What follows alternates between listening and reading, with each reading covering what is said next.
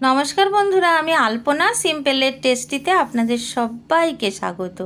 আজকের আমি শেয়ার করব পাকা আমের দুধ পুলি। আমার চ্যানেলে নতুন বন্ধু হলে আমার চ্যানেলটিকে সাবস্ক্রাইব করে পাশে থাকার অনুরোধ রইল। অলরেডি যে বন্ধুরা আমার পাশে আছেন তাদেরকে জানাই অসংখ্য ধন্যবাদ। আমের দুধ পুলি বানাবার জন্য এখানে একটা হিমসাগর আম নিয়ে নেব। আপনারা যে কোনো আম নিতে পারেন, পাকা আম হলেই হবে। আমটাকে আমি এখন কেটে নেব। পুরো আমটা আমি নেব না, দুটো সাইডে এইভাবে কেটে নেব।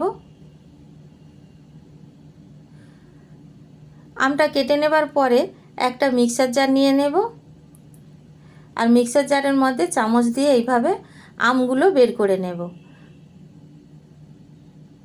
যতটা সম্ভব এইভাবে বের করে নিতে হবে।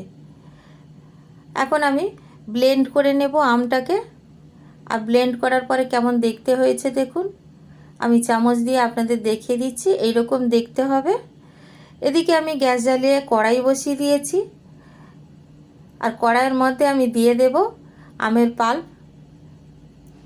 আমের পাল্পগুলো দেওয়ার পরে খুব ভালো করে জাল দিয়ে নেব। একটু একটু যদি গোটা গোটা থেকে যায় এইভাবে ম্যাশ করে দিলেই হবে, পাকা আম যেহেতু। এখন আমি দিয়ে দেব চিনি। এখানে আমি চিনি দিয়েছি 3 টেবিল চামচ। মিষ্টি আপনারা আপনাদের পছন্দ মতো দেবেন। ভালো করে নাড়াচাড়া করে নেব চিনিটা গলে যাওয়া পর্যন্ত। চিনিটা ভালোভাবে মেল্ট হয়ে গেছে। খুব সামান্য 1 চিমটি লবণ দিয়ে দিলাম। লবণ দিলে কিন্তু যে কোনো মিষ্টিতে সামান্য লবণ দিলে বেশ ভালো টেস্ট হয়। এখানে আমি সুজি দিয়ে দিলাম 3 টেবিল চামচ। সুজিটা দেবার পরে খুব ভালো করে নাড়াচাড়া করে নেব। ভালোভাবে যখন আমের পাল্পের সাথে সুজিটা মিশে যাবে তখন দিয়ে দেব 2 টেবিল চামচ নারকেল কোড়া।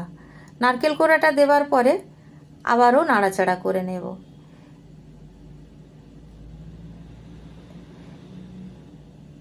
এইভাবে নাড়াচাড়া করতে করতে একটা ডো তৈরি করে নিতে হবে, শক্ত করে নিতে হবে ডোটাকে।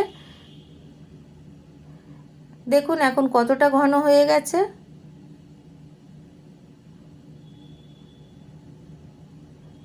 এর থেকে বেশি শক্ত করার প্রয়োজন হবে না।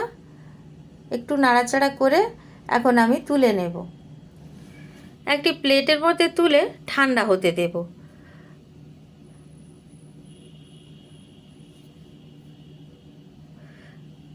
আর ঠান্ডা হয়ে যাওয়ার পরে নেক্সট স্টেপ শুরু করব।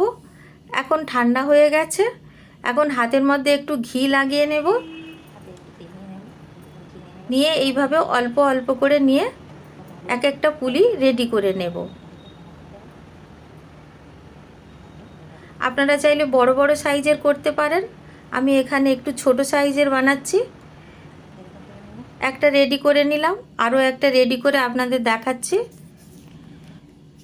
এইভাবে হাতে প্রথমে গোল করে নিয়ে তারপরে একটু এইভাবে লম্বা করে নেব, আর সাইডে এইভাবে পুলির শেপ গড়ে দেব। দেখুন আমি দুটো গড়ে আপনাদের দেখিয়ে দিলাম, একইভাবে সবগুলো গড়ে নিয়েছি। আর এদিকে আমি একটা গ্যাস জ্বালিয়ে দুধ গরম হতে দিয়েছি। এখানে 750 ml দুধ আছে, আমি এখানে ঘন করে 500 ml মতো করে নিয়েছি। এখন আমি 2 টেবিল চামচ চিনি দিয়ে দিলাম। চিনি দেওয়ার পরেও ভালো করে নাড়াচাড়া করে নেব আর ফুটিয়ে নেব। আর সাইড দিয়ে এইভাবে ভালো করে কাকিয়ে নিতে হবে দুধগুলো, যাতে একেবারে নষ্ট না হয়। আর এই সরগুলো যদি আমরা দুধের মধ্যে দিই, দুধ পুলিটা দারুণ হবে খেতে। দুধের মধ্যে পুলিগুলো দিয়ে দেব, একটা একটা করে দিতে হবে, একসাথে সব দেয়া যাবে না, তাহলে কি হবে একটার সঙ্গে আর একটা আটকে যেতে পারে। সেজন্য একটা একটা করে এইভাবে পুলিগুলো দুধের মধ্যে দিয়ে দিতে হবে। সবগুলো পুলি আমি দিয়ে দিয়েছি। এখন ঢাকা দিয়ে লো ফ্লেমে 5 মিনিটের জন্য রেখে দেব, রান্না হতে দেব। 5 মিনিট পরে আমি আপনাদের দেখাচ্ছি কেমন দেখতে হয়েছে। এই রকম দেখতে হয়েছে দেখুন বন্ধুরা। একটু নাড়াচাড়া করে দেব, হালকা হাতে নাড়াচাড়া করতে হবে, তা নইলে ভেঙে যেতে পারে। 2 মিনিট আরও আমি ফুটিয়ে নেব, তাতে দুধটা আরও ঘন হয়ে যাবে।